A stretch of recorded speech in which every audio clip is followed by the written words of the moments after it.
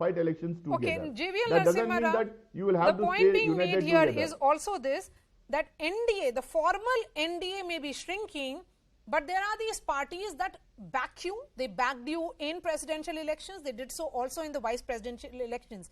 But the charge that is coming in from the Congress is that there is some kind of pressure tactics that the government does, and that is the reason why you get support. I think these are very absurd allegations. They the parties which are supporting us have been supporting us on issues. What pressure would the chief minister? What pressure is BJD under? We fight BJD in 13 members. I did not interject. Naseer, can I finish? Can I please complete my statement? I think we have our evidence has not shrunk. What needs to be understood is BJP has grown manifold. We have grown across the country. Today we have a government in every state in the northeastern region. We and our allies have governments in a majority of states in this country. The BJP has grown. It is not that NDA has shrunk, number one. Number two, I think the Congress party, you see, we have only 91 MPs in Rajya Sabha. You see, the Vice President of India is also Chairman of Rajya Sabha, 91. And our ally, JDU, which is our formal ally, is only 5. They have 90, another 5. That makes it 96. 238 members are there as on today in Rajya Sabha. And on most issues, these people seem to be shouting along with the Congress in the well of the House. They are seen only in the well of Rajya Sabha to disturb and to create nuisance. But then they are not together when it comes to opposing the BJP or the NDA. So certainly, the opposition with today's election, it further seems splintered. And even in Rajya Sabha, where we don't have a majority, the Congress and the opposition do not have the numbers to oppose the BJP. Good news to us, good news to the country. And first of all, why do you say good news to the country? First of all, hearty congratulations to Jagdeep Dhankar ji for winning a strong opposition is what makes a democracy robust. Let me complete one line. I think let us first congratulate through your program the new Vice President-elect, Shri Jagdeep Dhankar, with his being a legal luminary, being a son of a farmer. I think he'll be a great Vice President and he'll be a great Chairman of Rajya Sabha. We'll certainly look forward to working as members in the Rajya Sabha under his stewardship of the Rajya Sabha. And both of you are members of the Rajya Sabha. So yes, you'll have him on the chair even when you speak. So yes, Naseer Hussain. Yes, Naseer Hussain. You know, Jagdeep Dhankar, when he was the governor during his tenure as the governor of Bengal, actually was in headlines the manner in which he was taking on the government. He was taking on TMC Supremo on issues of policies, on issues of law and order, and also post-poll violence. Don't you think that's a matter of concern now for the opposition because of his direct attack which comes from him, you know, based on his understanding of the constitution? Maria, first of all, before coming to your question, let me ask Mr. GVL. He was mentioning that BJP has grown from here to here and BJP government is there in so many states. So let me ask him, how did they get the government in Karnataka? How did they get the government in Maharashtra? How did they get the government in Bihar? How did they get the governments in most of the states in Northeast? How did they get the government in Madhya Pradesh?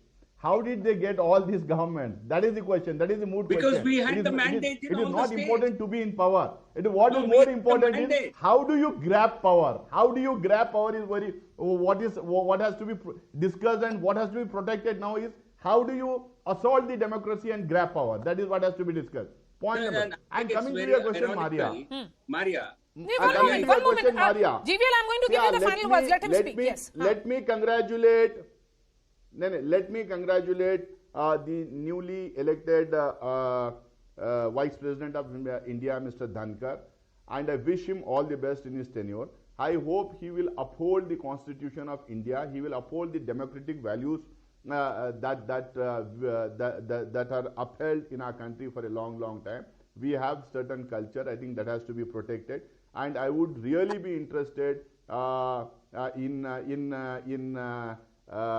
would be really interested in seeing him, because when we sit in the chairman's chair in Rajya Sabha, you have three sides.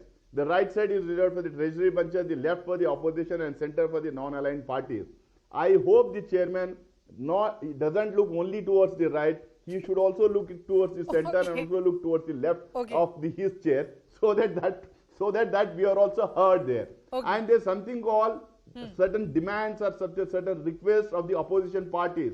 I think he will also allow opposition parties to speak in the Rajya Sabha. He will let there be more discussions under Rule 267 when the opposition asks. He will rise above the partisan politics. He will act as the vice president of the country, Naseer Hussain not as has the nominee of BJP. with the vice president-elect is making on my show. Okay. The final words for you, GV. And then I wish him all the best, and I hope he upholds our constitution. Okay. Yes, GV. As the chairman of Rajya Sabha and as the new vice president of India, I have no doubt he will discharge his duties as mandated by the Constitution, because he's himself a constitutional expert or a lawyer, and as someone who will go strictly by the rule book. So a lot of opposition members we see in the House, they misquote rules, and they want to distort the entire rule position to suit them. That's not going to happen, I hope, even under the new is chairman. One of them. And as regards BJP coming to power in Karnataka, Naseer is from Karnataka. Did we have the mandate, or did the Congress win the mandate? We were far ahead of the Congress in terms of numbers. So it was only natural that the BJP came to government in Karnataka. But you didn't have the numbers, GVL. You didn't have the numbers in Karnataka. You did not even get You didn't have the numbers in Karnataka. You got one-third of you stole some of the MPs from Congress and JDS you came and through formed the the back government. door with Shiv Sena. So you stole the mandate. No.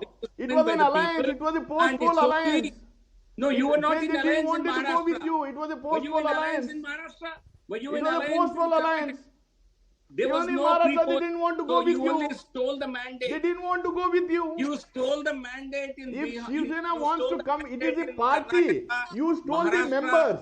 and You stole the rightfully members. BJP It was a party which was willing to go with Shiv Sena, as a party was willing to go with Congress and NCP in Maharashtra. You stole the members.